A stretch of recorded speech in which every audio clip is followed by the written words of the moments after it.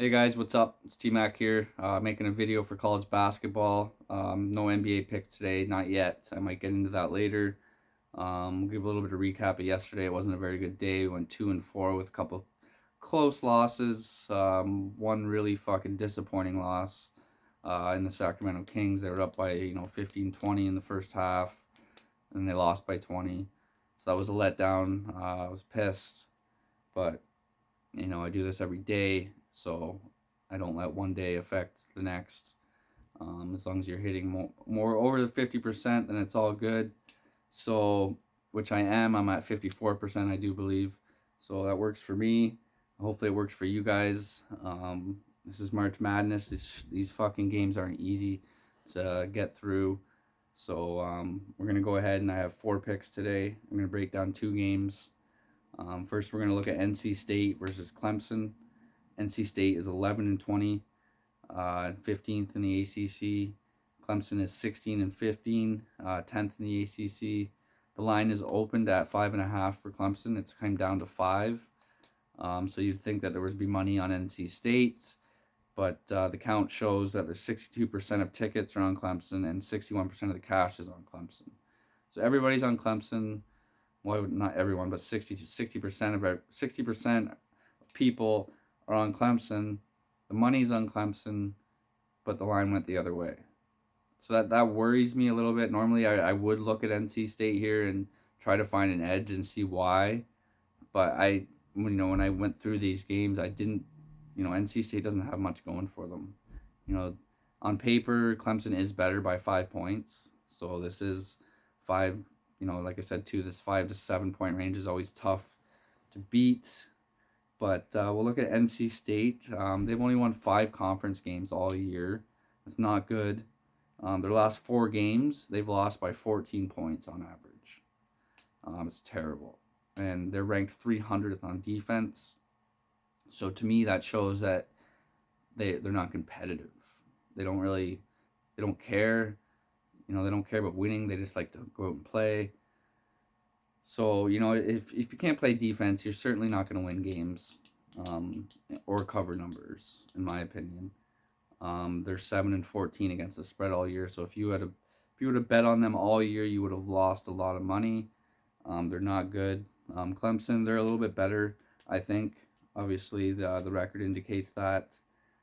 So their last 4 games, they've won them all by 7 points on average. So that's really good. They seem to have a fire lit under their ass right now, which is very good at this time of year. After a win, they're 9-5, so that's good. A neutral court, they're 2-1, and as a favorite, they're 7-5.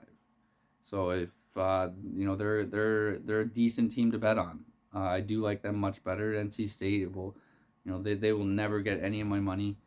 Not this year, anyways. I don't think I bet on them once this year. Clemson maybe 3 or 4 times. But so at this number at 5-6 is what I need. You really have to be able to hit your free throws at the end of the game and not turn the ball over. And that's one thing I look at heavily in these close games. Clemson's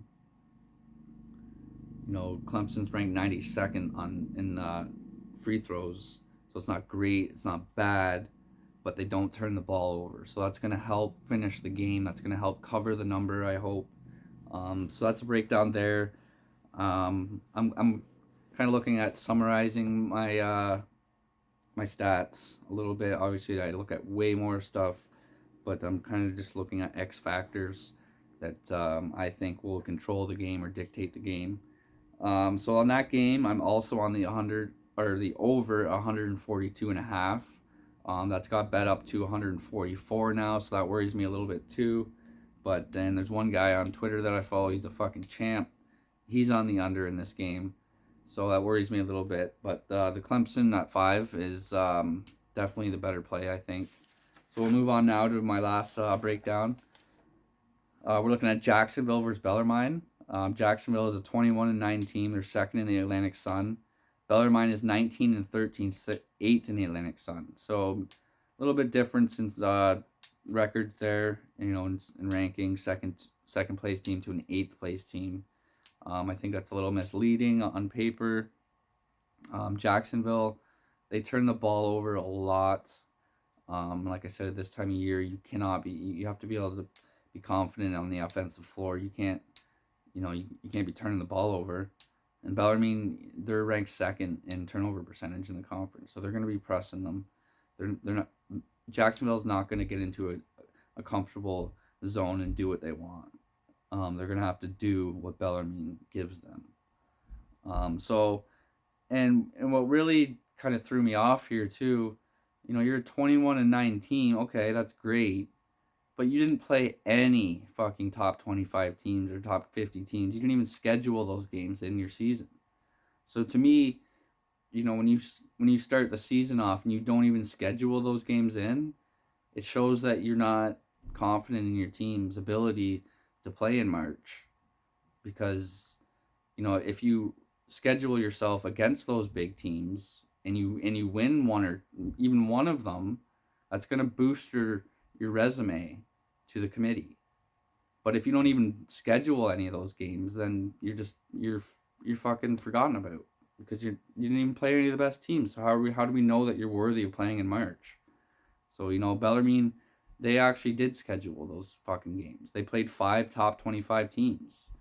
So if they would have won one of those games, they lost them all by 20 points, I think, but they still cared enough to try, which it doesn't mean they're gonna win, but it's an edge, I think, because obviously they think they're good, and Jacksonville, if you don't schedule against any top 20 teams, then you're obviously scared and you don't think you're gonna play well against them, and you might get embarrassed, and it might worsen your ability to make the tournament to the committee. So we'll look at Bellarmine now. Sorry for a little bit of rant there. Bellarmine, they don't turn the ball over. They're very good at keeping the ball. They're comfortable. And Jacksonville, they don't apply any pressure. They're 11th in turnover percentage, so Bellarmine's going to get what they want.